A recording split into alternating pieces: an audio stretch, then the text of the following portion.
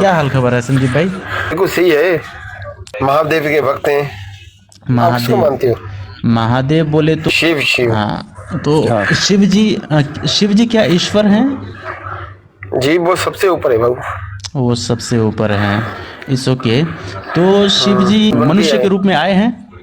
आए हैं। चलिए हम मान लेते हैं कि भगवान शिव जो हैं मनुष्य के रूप में आए हैं, तो उसी वक्त जो है ना वो भगवान भी थे ना जब मनुष्य के रूप में थे?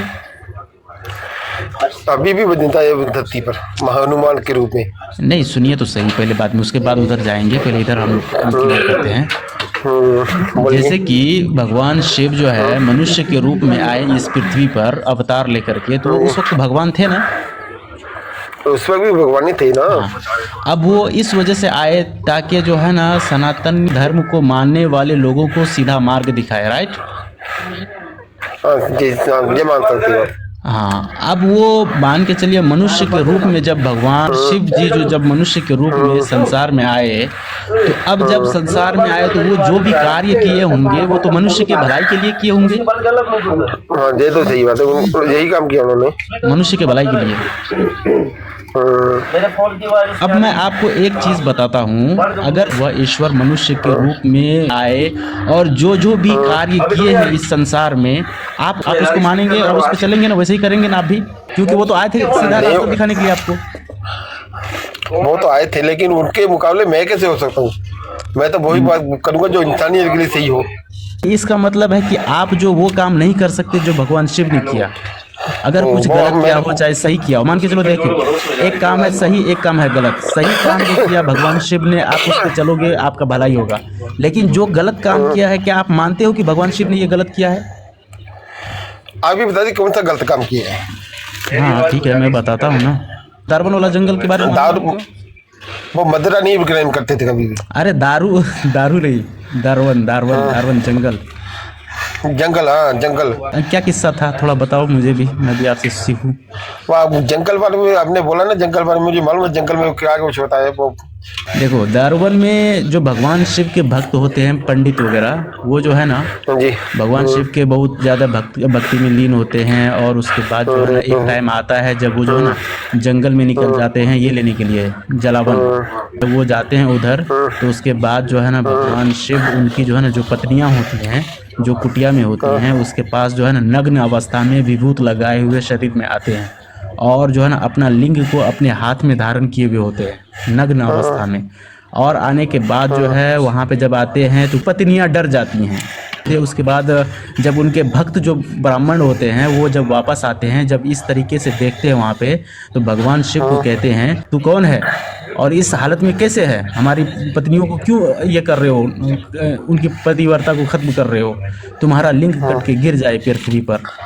आप बताइए कि क्या ये सही है या कि गलत है? उन्होंने गलत किया था या सही किया था? भाई मेरा मानना तो ये गलत है। गलत है। तो आपको लगता है कि भगवान गलत कर सकते हैं? हाँ भाई ब्रह्मा जी ने गलत कर सकते, सभी गलत हो सकता कभी बार। तो इसका मतलब है कि गलत करने वाले भगवान नहीं हो सकते। मनुष्य तो गलत कर सकता है, अगर भगवान ही गलत करे तो फिर मनुष्य को भाई आप क्या किसको मार्ग मानते हैं दिखाएंगे? मैं उस एक ईश्वर निराकार को मानता हूँ जो वेद में भी है, बाइबल में भी है, ओल्ड टेस्टमेंट में भी है, न्यू टेस्टमेंट में भी है, कुरान में भी है। मैं उस एक निराकार ईश्वर को मानता हूँ जो ना तो किसी से पैदा हुआ ना तो उसको किसी ने पैदा किया। कौन है बाबू ये बता दो। मैं बताया तो वही एक ईश्वर है, उसको आप अल्लाह कहो, गॉड कहो, लॉर्ड कहो, ब्रह्म कहो, है ना, जो कहो आप उसको। आप ब्रह्मा जी को मानते हो? नहीं ब्रह्मा नहीं, ब्रह्मा अलग है, ब्रह्म जो वेद में आता है। समीर आप एक बात बताओ संजीव भाई, आपने बताया कि मैं महादेव का भक्त हूँ। बात महादेव पे पहले कंप्लीट होने दो, उसके बाद उसकी तरफ चले जाना कि वो किसको मानता है किसको नहीं मानता। उस पर भी बात कर लेंगे, वो किसको मानता है किसको नहीं मानता। पहले महादेव पे कंप्लीट करते हैं, उसके बाद फिर आगे चले जाएंगे। कोई दिक्कत नहीं है, आप निश्चिंत हो जाओ, हम करेंगे उस पर भी बात। यार ऐसा थोड़ी है कि हम आपके भगवान के ऊपर बात करेंगे और समीर के भगवान पे बात नहीं करेंगे, ऐसा नहीं होती है बात। सब पे करेंगे, पर पहले एक कंप्लीट हो जाए। करो कंटिन्यू। सही है आपकी बात। हाँ तो ये देखो, मैं ये अपने मुंह से नहीं बोल रहा हूँ बल्कि आपकी किताब में लिखा हुआ ये चीज़, मैं अपने मुंह से कुछ भी कौन सी नहीं बोल किताब रहा है? हूँ। ये शिव पुराण कोटि रुद्र संहिता अध्याय 12 पूरा ही पढ़ लो। ये गीता प्रेस गोरखपुर में भी मिल जाएगा, और जो छापा खाना है ना वो सब में मिलेगा आपको।